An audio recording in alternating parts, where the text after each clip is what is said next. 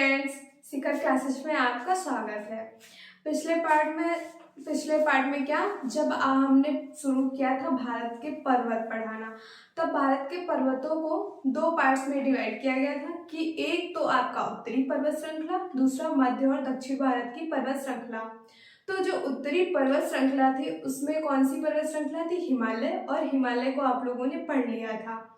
उसके बाद जो हिमालय का प्रादेशिक वर्गीकरण था वो भी मैंने आप लोगों को बता दिया है। तो आज हम पढ़ेंगे मध्य और दक्षिण भारत की पर्वत श्रृंखला। तो सबसे पहले बात करेंगे मध्य की, और मध्य में सबसे पहले हम पढ़ेंगे क्या? अरावली पर्वत श्रृंखला। तो डालिए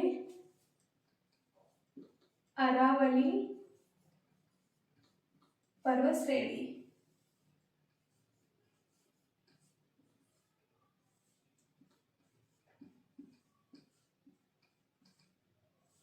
अरावली पर्वत श्रेणी। जो अरावली पर्वत श्रेणी है उसका विस्तार 3 राज्यों में है।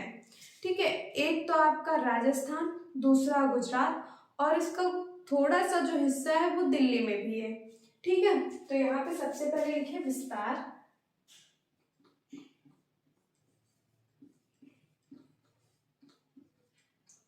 विस्तार तो कहाँ है? गुजरात में है, राजस्थान में है, और इसका जो कुछ पार्ट है, थोड़ा सा हिस्सा है, वो दिल्ली में है। यदि आपके एग्जाम में आपसे पूछा जाता है कि अरावली पर्वत श्रेणी जो है वो कहाँ स्थित है, तो मेन रूप से जो है वो राजस्थान ही जाना जाता है। ठीक है, और यदि आपसे कुछ इस तरह से पूछा जा रहा है कि उसका विस्तार कहाँ से कहाँ तक है, तो आपको जिसमें ये तीनों ऑप्शन मिले वही चूज करना है। यदि आपसे एक ही पूछा जा रहा है कि किस राज्य में है, तब आपको केवल राजस्थान ही बताना है, क्योंकि जो इसका ज्यादा हिस्सा है वो राजस्थान में ही है। या फिर आप कह सकते हैं कि जो 80% इसका हिस्सा है वो राजस्थान में, बाकी जो थोड़ा हिस्सा इसका 20% बचा हुआ है उसी में से थोड़ा सा गुजरात में और थोड़ा सा आपका दिल्ली में मिलता है। ठीक है, तो जो अरावली पर्वत श्रेणी है वो मैंने ये बनाई हुई है यहाँ पे, ये वाली। ठीक है, तो देखिए अरावली पर्वत श्रेणी की जो सबसे ऊंची पर्वत चोटी है, या फिर जो इसका सबसे ऊंचा सर्वोच्च शिखर है, वो गुरु शिखर है, और स्थित कहाँ है? राजस्थान में पड़ता है। राजस्थान आपका कहाँ पे है? ये। तो जो इसकी सर्वोच्च शिखर, ऊंची चोटी होगी, जो सर्वोच्च शिखर होगा वो यहाँ होगा, और इसी को हम लोग क्या बोलेंगे? गुरु शिखर।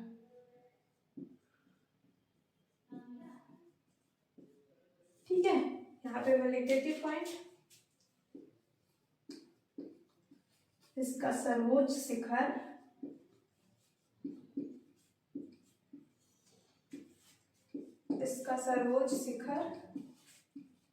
गुरु शिखर है।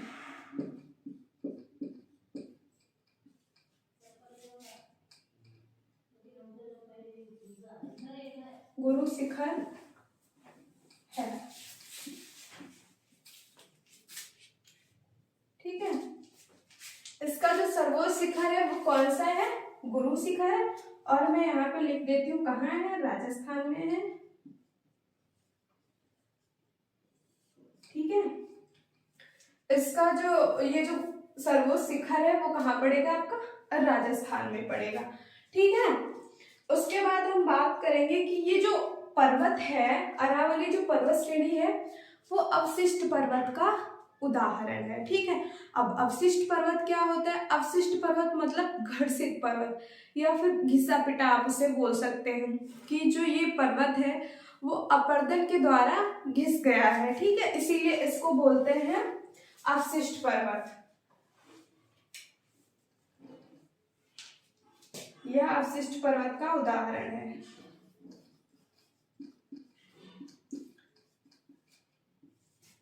अवशिष्ट पर्वत का उदाहरण है। ठीक है, ये किसका उदाहरण है? तो ये अवशिष्ट पर्वत का उदाहरण है। अगला पॉइंट देखिए, यह विश्व की प्राचीनतम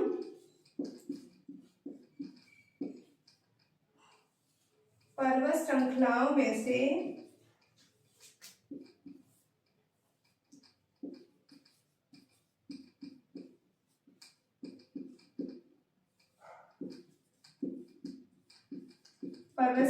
में से एक है।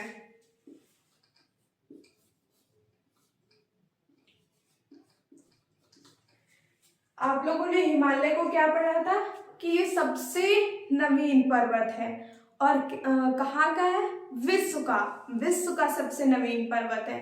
और जब विश्व का है तो भारत का तो होगा ही, ठीक है। तो जो हिमालय था वो सबसे नवीन पर्वत था, लेकिन जो बात आई मध्य के पर्वतों की तो मध्य में कौन सा आया, अरावली। तो जो अरावली पर्वत श्रेणी है वो जो विश्व की है वो सबसे प्राचीनतम पर्वत श्रेणी है, ठीक है।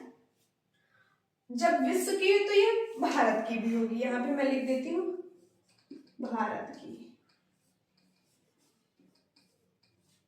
भारत की अगर पूछता है पूरे लिख देती हूँ, भारत की प्राचीनतम।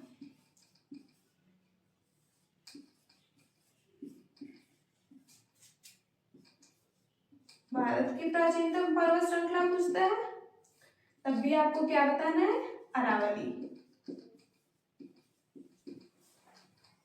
ठीक है। विश्व की तो है ही लेकिन साथ में भारत की भी है, क्योंकि जो ये भारत में स्थित है और जब विश्व की है तो भारत की तो सबसे प्राचीनतम होगी ही, ठीक है। तो ये इतनी बात हो गई आपकी अरावली पर्वत श्रेणी की। यही है आपका अरावली, जिसका विस्तार है कहाँ, देखिए ये गुजरात है, थोड़ा सा पार्ट इसका गुजरात में पड़ेगा, ज्यादा जो इसका पार्ट है वो राजस्थान में, थोड़ा जो है वो दिल्ली में आ जाएगा। तो इसको नोट कर लीजिए। आगे बात करते हैं सतपुड़ा पर्वत श्रेणी की। सतपुड़ा से पहले आप विंध्य पढ़ लीजिए, सतपुड़ा बाद में देखते हैं।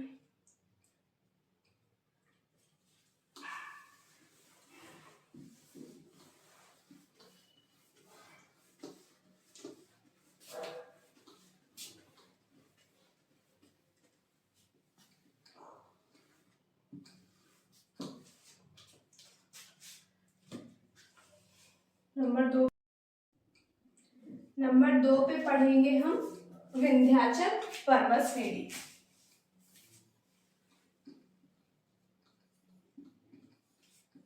विंध्याचल पर्वत श्रेणी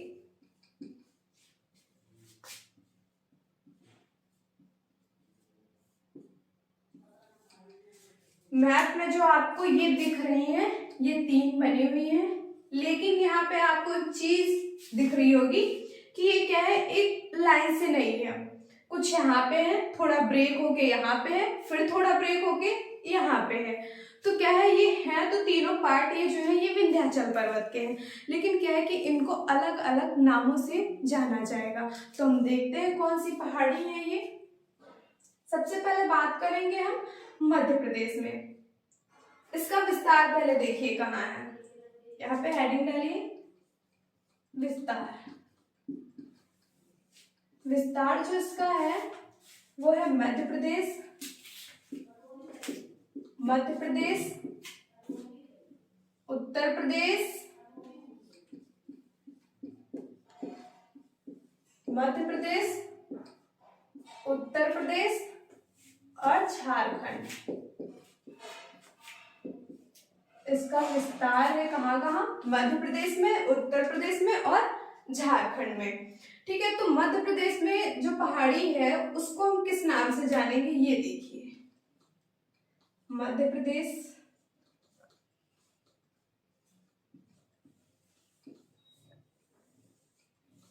तो जो मध्य प्रदेश में पहाड़ी है उसको हम जानेंगे भाड़नेर की पहाड़ी के नाम से, भाड़नेर पहाड़ी।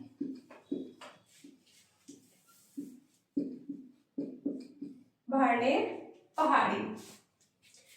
उसके बाद बात करेंगे हम कैमूर पहाड़ी की, यहाँ पे लिखिए कैमूर पहाड़ी। कैमूर पहाड़ी क्या है, किसी एक राज्य में नहीं है, वो उत्तर प्रदेश और मध्य प्रदेश दोनों में विस्तृत है। मतलब कि उसकी सीमा पर है, उत्तर प्रदेश और मध्य प्रदेश की सीमा पर है, इसीलिए जो उसका विस्तार है वो दोनों राज्यों में है। जो ये मैंने बताया आपको कैमूर पहाड़ी, वो ये है, यही है आपकी कैमूर पहाड़ी। और इसको हमने क्या बोला, इसको हमने बोला भाड़ेर की पहाड़ी। और जो ये वाला पार्ट होगा उसको हम क्या बोलेंगे, पारसनाथ की पहाड़ी।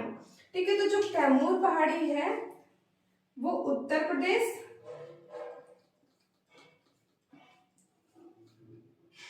और मध्य प्रदेश में है, उत्तर प्रदेश और मध्य प्रदेश में है। बात करें झारखंड की, तो जो ये वाला पार्ट मैंने बताया आपको, यही है झारखंड में। तो यहां पे लिखिए झारखंड, और झारखंड में जो पहाड़ी है उसको हम जानेंगे किस नाम से, पारसनाथ की पहाड़ी, पारसनाथ पहाड़ी। ठीक है, ये विंध्याचल पर्वत श्रेणी के अंतर्गत तीनों पहाड़ियां आती हैं। एक का नाम है आपका भाड़ेर पहाड़ी, दूसरी का कैमूर पहाड़ी, और तीसरी पहाड़ी जो है वो पारसनाथ की पहाड़ी है। अब आपके एग्जाम में यहाँ से क्वेश्चन बन सकता है ऐसे कि जो कैमूर पहाड़ी है वो किस पर्वत श्रेणी का हिस्सा है या फिर भाग है, और उसमें आपको दिए होंगे विंध्याचल पर्वत श्रेणी, अरावली, सतपुड़ा और भी एक दो दिए होंगे। ठीक है, तो आपको याद रखना है कि जो भाड़ेर पहाड़ी है वो विंध्याचल पर्वत श्रेणी के अंतर्गत आती है। और ऐसे भी पूछा जा सकता है कि भाड़ेर पहाड़ी किस राज्य में है, या फिर कैमूर पहाड़ी किस राज्य में है, या फिर पारसनाथ की पहाड़ी किस राज्य में है। ठीक है, तो आपको याद रखना है। अब एक पॉइंट आप लिखिए और मोस्ट इंपॉर्टेंट पॉइंट है, पारसनाथ की पहाड़ी, पारसनाथ की पहाड़ी, पारसनाथ की जो पहाड़ी है वो किसके लिए प्रसिद्ध है, तो वो जैन मंदिर के लिए प्रसिद्ध है। पारसनाथ की पहाड़ी जैन मंदिर के लिए प्रसिद्ध है, जैन मंदिर के लिए प्रसिद्ध है। अब यहां से देखिए आपके दो क्वेश्चन बन रहे हैं। एक तो आपके ज्योग्राफी में क्वेश्चन आ सकता है कि पारसनाथ की जो पहाड़ी है वो किसके लिए प्रसिद्ध है, तो आपको बताना है क्या, वो जैन मंदिर के लिए प्रसिद्ध है। और एक क्वेश्चन आपका हिस्ट्री में भी बन सकता है कि जैन मंदिर कहाँ स्थित है, तो पारसनाथ की पहाड़ी पे स्थित है। तो देखिए यहाँ से आपके दो क्वेश्चन कवर हो गए। अब हम बात करेंगे सतपुड़ा पहाड़ी की। ठीक है, तो यहाँ पे नोट करिए, ये नोट कर लीजिए और नंबर 3 पे डालिए सतपुड़ा पर्वत श्रेणी।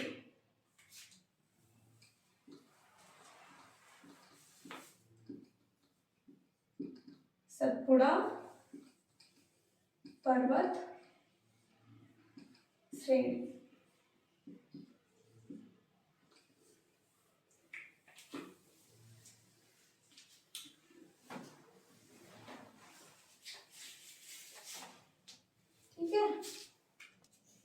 ठीक है, तो अब हम पढ़ेंगे क्या, सतपुड़ा पर्वत श्रेणी।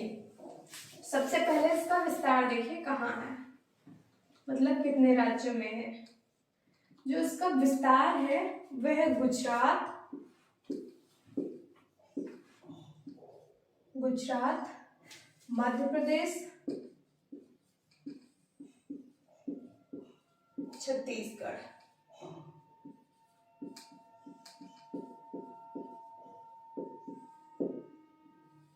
गुजरात, मध्य प्रदेश, छत्तीसगढ़। ये वाली जो मैंने इस पे बोला खींचा हुआ, ये थी आपकी अरावली पर्वत श्रेणी। उसके बाद ये जो ब्लू कलर से मैंने बोला खींचा है, ये कौन सी थी आपकी, विंध्यन पर्वत श्रेणी। और विंध्यन के अंदर जो हमने पढ़ा, मतलब अंतर्गत उसके जो हमने पढ़ा वो 3 पार्ट्स में करके पढ़ा। एक तो आपका ये पार्ट था, दूसरा ये था, तीसरा ये था। मतलब एक तो आपका था कैमूर पहाड़ी, और दूसरा था आपका पारसनाथ, और इधर जो मध्य प्रदेश में था वो था भांडेर की पहाड़ी। इसी प्रकार अब हम पढ़ेंगे सतपुड़ा की पहाड़ी, वो भी क्या है, उसको भी हम 3 पार्ट्स में करके पढ़ेंगे।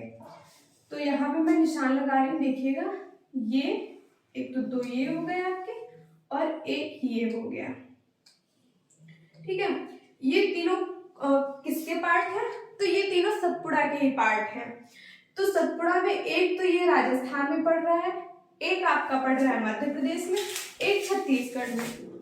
एक जो ये जो पार्ट है कि आपका पड़ेगा कहाँ, मध्य प्रदेश और छत्तीसगढ़ में। सॉरी, यहाँ पे मैंने आपको भी राजस्थान बोल दिया, ये यहाँ पे गुजरात होगा आपका, ठीक है। तो इसका जो विस्तार था वो गुजरात, मध्य प्रदेश और छत्तीसगढ़ में था।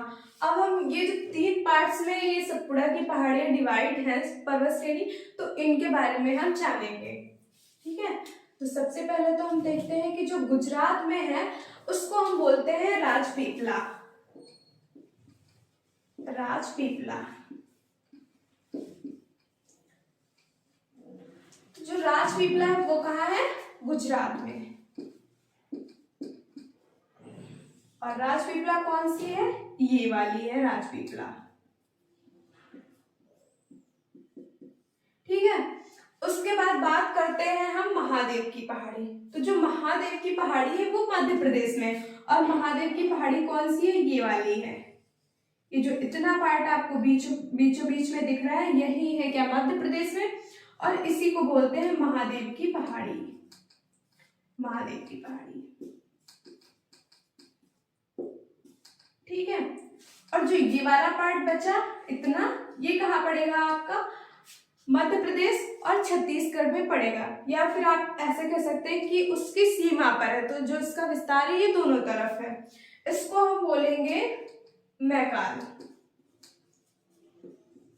ठीक है। तो यहाँ पे देखिए मैं लिखती हूँ, राजपीपला के बाद महादेव, महादेव की पहाड़ी। महादेव की पहाड़ी आपकी कहाँ है, मध्य प्रदेश में। उसके बाद बात करते हैं मैकाल की।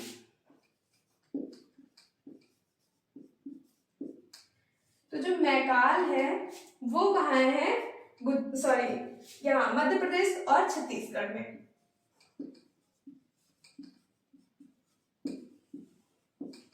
मध्य प्रदेश और छत्तीसगढ़,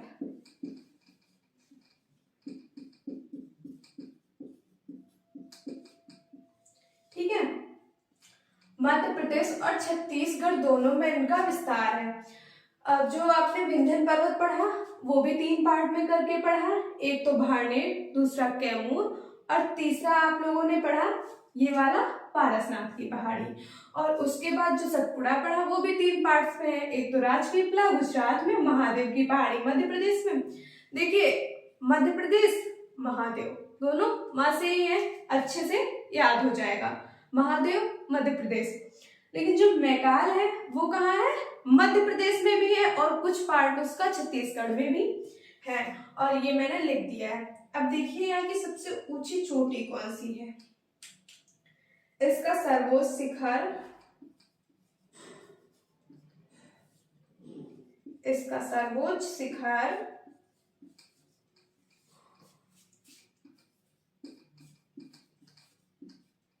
धूपगढ़ है। धूपगढ़ है। अब यदि आपसे क्वेश्चन पूछ लिया जाता है कि जो सतपुड़ा की सबसे ऊंची चोटी कौन सी है, तो आपको बताना है धूपगढ़, ठीक है। अब यहाँ पे एक चीज देखिए, ये मैंने कुछ लाइन इस तरह से खींची हुई है, आप लोग सोच रहे होंगे कि ये क्या है, ये मैंने नदियां बनाई हुई हैं, ठीक है। यहाँ से आपका क्वेश्चन बनता है, ये जो ऊपर वाली नदी है, उत्तरी जो नदी है उत्तर की तरफ, तो इसको हम बोलेंगे क्या, नर्मदा नदी। ये वाली है, ये वाली नदी कौन सी है, नर्मदा है। और जो नीचे है दक्षिण की तरफ, उसको बोलेंगे ताप्ती।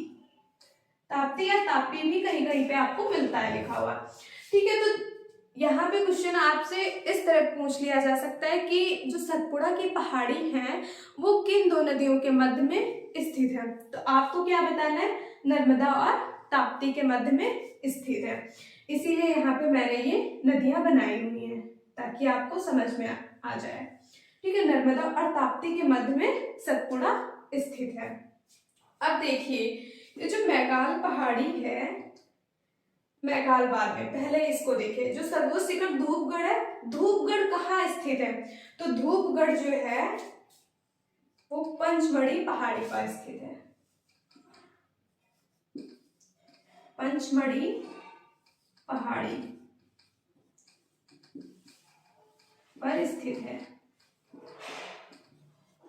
ठीक है, ये कहाँ स्थित है, पंचमढ़ी पहाड़ी पर स्थित है। अब जो मैकाल पर्वत श्रेणी है, मैकाल पर्वत चोटी या फिर कह सकते हैं आप, ये जो है पहाड़ी, इसकी भी सबसे ऊंची चोटी है, वो कौन सी है, मैकाल की कौन सी होगी, अमरकंटक। मैकाल की सबसे ऊंची चोटी, मैकाल की सबसे ऊंची चोटी अमरकंटक है।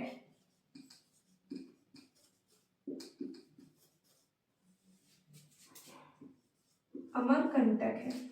ठीक है, मैकाल भाग किसका है, सतपुड़ा का है। सतपुड़ा की सबसे ऊंची चोटी धूपगढ़, धूपगढ़ स्थित कहाँ है, पंचमढ़ी पहाड़ी पर। और मैकाल की सबसे ऊंची चोटी कौन सी है, तो आपको बताना है अमरकंटक। और अमरकंटक से 3 नदियां निकलती हैं, तो वो तीनों आप यहाँ पे मैं लिख देती हूँ, याद कर लीजिए, आसानी से याद हो जाएगा। देखिए एक तो आपका निकलती है सोन, नर्मदा भी निकलती है यहीं से, और नर्मदा के बाद महानदी भी यहीं से निकलती है। सोन, नर्मदा और महानदी का जो उद्गम स्थल है वो कहाँ है, अमरकंटक। ठीक है, अमरकंटक से ये तीनों नदियां निकलती हैं। मैंने यहाँ आपको बता दिया क्योंकि आसानी से याद हो जाएगा। ठीक है, तो ये जो मध्य की बात तो हो गई, मध्य में आपने पढ़े अरावली, विंध्य और सतपुड़ा। अब हम बात करेंगे दक्षिण पर्वत श्रेणी की।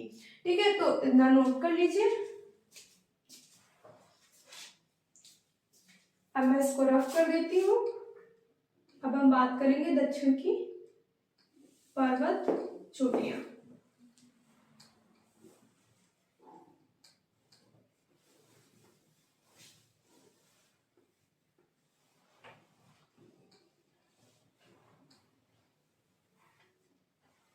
यहाँ पे देखिए, ये यहां से जो स्टार्ट होता है और यहां तक, फिर इधर से लेकर इधर तक। ठीक है, तो इसको हम बोलते हैं क्या, पश्चिमी घाट, और इसको हम बोलेंगे क्या, पूर्वी घाट। ये जो पश्चिमी घाट और पूर्वी घाट हैं, ये दक्षिण में आकर नीलगिरी पहाड़ियों में मिल जाते हैं। मतलब जो पश्चिमी घाट और पूर्वी घाट जो है वो नीलगिरी पहाड़ियों पर मिलते हैं एक दूसरे से। तो नीलगिरी की पहाड़ियां आपकी यहीं पर हो जाएंगी। ठीक है, ये है कौन सी आपकी, नीलगिरी पहाड़ियां।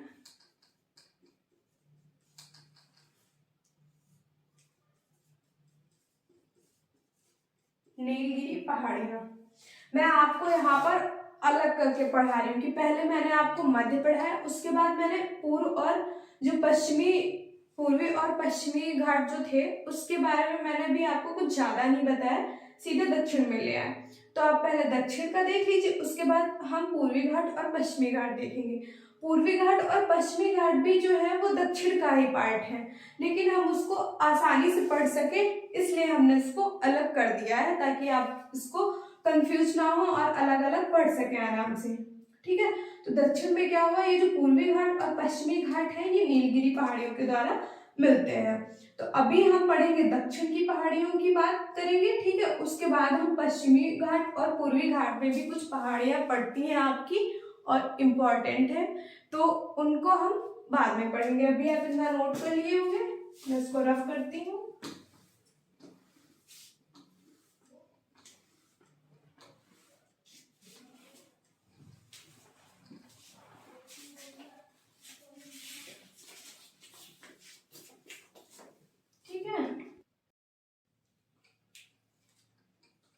हेडिंग डालिए नीलगिरी पर्वत श्रेणियां। नीलगिरी पर्वत श्रेणियां या फिर पर्वत श्रेणी भी लिख सकते हैं। नीलगिरी पर्वत श्रेणी, तो इसका विस्तार किन किन राज्यों में है, सबसे पहले हम ये देखेंगे। इसका विस्तार जो है कर्नाटक, ठीक है, केरल और तमिलनाडु के मिलान बिंदु पर स्थित है। और जब मिलान बिंदु पर स्थित है ये यहाँ पर, तो इसका विस्तार कुछ केरल में भी होगा, कुछ कर्नाटक में भी होगा और कुछ तमिलनाडु में भी इसका पार्ट होगा। ठीक है, तो यहाँ पे मैं लिखती हूँ कर्नाटक, केरल और तमिलनाडु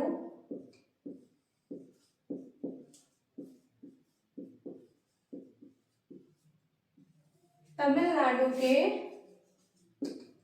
मिलान बिंदु पर स्थित है।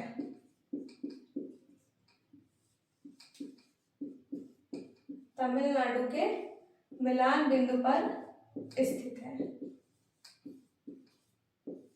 ठीक है, कर्नाटक, केरल और तमिलनाडु के मिलान बिंदु पर स्थित है कौन?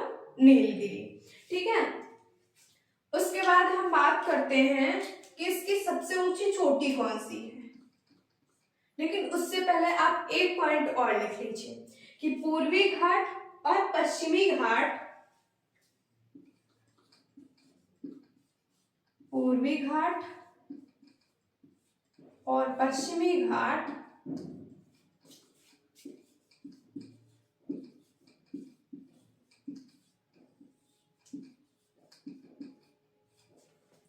नीलगिरी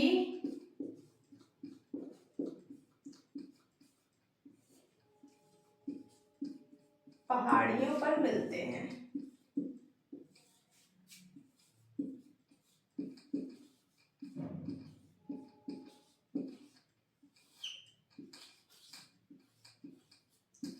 ठीक है, जो पूर्वी घाट और पश्चिमी घाट है वो कहाँ मिलते हैं? आकर नीलगिरी पहाड़ियों पर मिलते हैं आकर।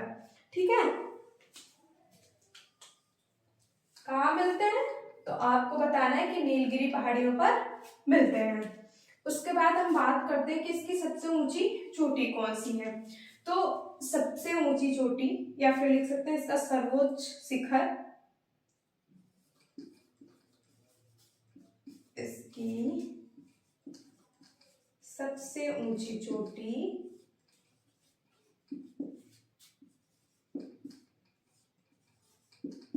कौन सी होगी? डोडा बेटा। ठीक है, इसकी सबसे ऊंची चोटी डोडा बेटा है।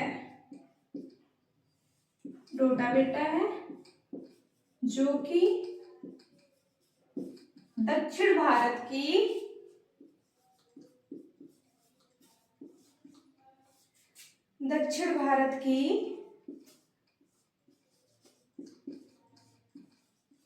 दूसरी सबसे ऊंची चोटी है।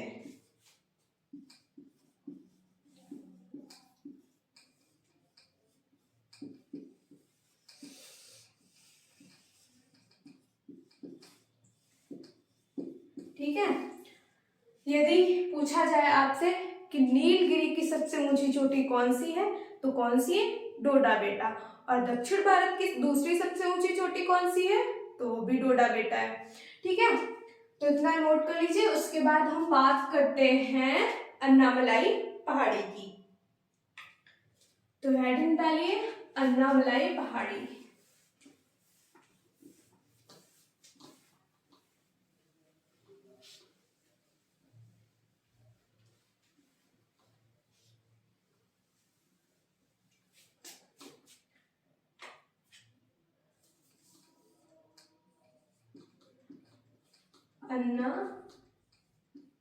अन्नामलाई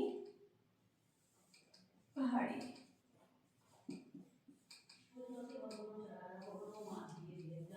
अन्नामलाई पहाड़ी का जो विस्तार है वो किन राज्यों में है, ये देखना है हमको। तो अन्नामलाई का जो विस्तार है वो केरल और तमिलनाडु में है।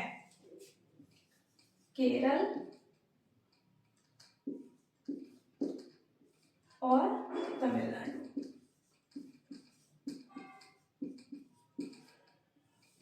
ठीक है। और अन्नामलाई कहाँ पर स्थित होगी? तो अन्नामलाई आपकी यहाँ पर आ जाएगी, मैं ब्लू कलर से बना देती हूँ। ठीक है, कुछ इस प्रकार से यहाँ पर मैं बनाई दे रही हूँ। ठीक है, तमिलनाडु और केरल में ये कौन सी है? अन्नामलाई।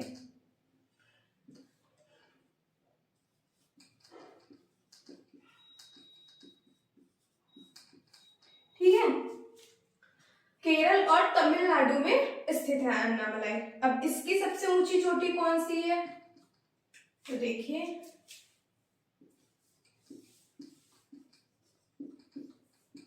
इसकी सबसे ऊंची चोटी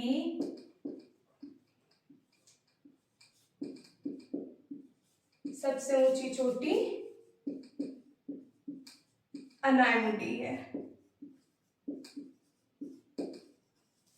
कौन सी है?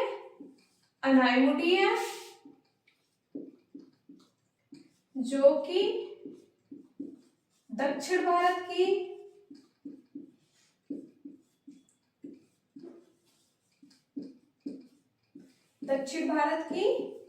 सबसे ऊंची चोटी है। दक्षिण भारत की सबसे ऊंची चोटी है।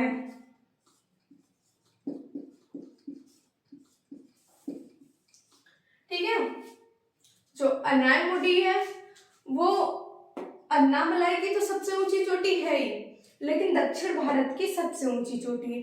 अभी पीछे आपने पढ़ा कि नीलगिरी की सबसे ऊंची चोटी कौन सी थी? तो नीलगिरी की सबसे ऊंची चोटी डोडा बेटा थी और वो दक्षिण भारत की दूसरी सबसे ऊंची चोटी थी। लेकिन यहाँ पर क्या है कि अन्नामलाई की सबसे ऊंची चोटी अनायमुडी, जो कि दक्षिण भारत की सबसे ऊंची चोटी है। देखो, नाम से आपको याद हो जाएगा, अन्नामलाई, अनायमुडी, एक जैसा लग रहा है ना। अब आपको पढ़ना है कार्डमम की पहाड़ियां, तो इतना नोट कर लीजिए। कार्डमम की जो पहाड़ियां हैं वो कुछ इस प्रकार से यहाँ पे आएंगी। ठीक है, तो ये कौन से हो जाएंगी? कार्डमम पहाड़ियां। ठीक है, नोट कर लीजिए इतना।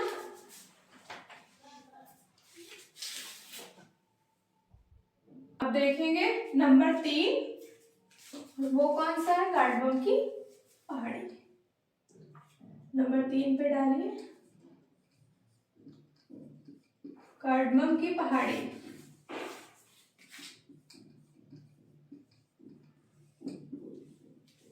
कार्डमम की पहाड़ी।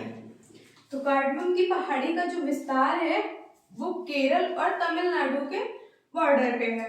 तो इसका विस्तार केरल में भी है और तमिलनाडु में भी है, ये दोनों राज्यों में है।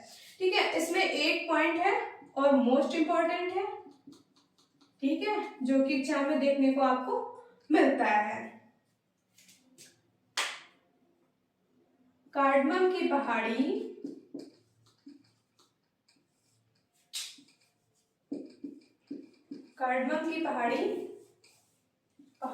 कार्डमम की पहाड़ियां इलायची की खेती के लिए प्रसिद्ध है। इलायची की खेती के लिए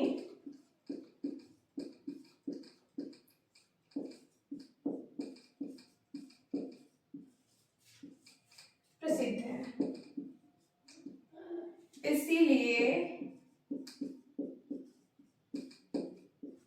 इसीलिए इन्हें इलायची की पहाड़ी भी कहा जाता है। इलायची की पहाड़ी भी कहा जाता है।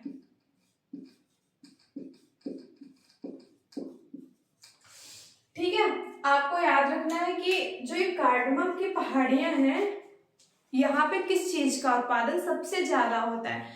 तो आपको क्या बताना है कि यहाँ पर जो है इलायची की जो खेती है सबसे ज़्यादा की जाती है, और जो कार्डमम की पहाड़ियाँ हैं वो इलायची की खेती के लिए ही प्रसिद्ध हैं, इसीलिए इनको इलायची की पहाड़ी भी बोला जाता है। ठीक है, तो जो दक्षिण में थी वो मैंने आपको बता दी। अब हम कल पढ़ेंगे पश्चिमी घाट और पूर्वी घाट के अंतर्गत जितनी भी इम्पोर्टेंट चोटियां हैं, ठीक है, वो पढ़ेंगे। और आज तो आपका मध्य और दक्षिण का समाप्त हो गया है। तो अगर आपको कुछ समझ में नहीं आ रहा है तो आप कमेंट करके पूछ सकते हैं, और यदि आपको मेरा वीडियो पसंद आए तो लाइक, सब्सक्राइब और शेयर करना बिल्कुल भी ना भूलें। धन्यवाद।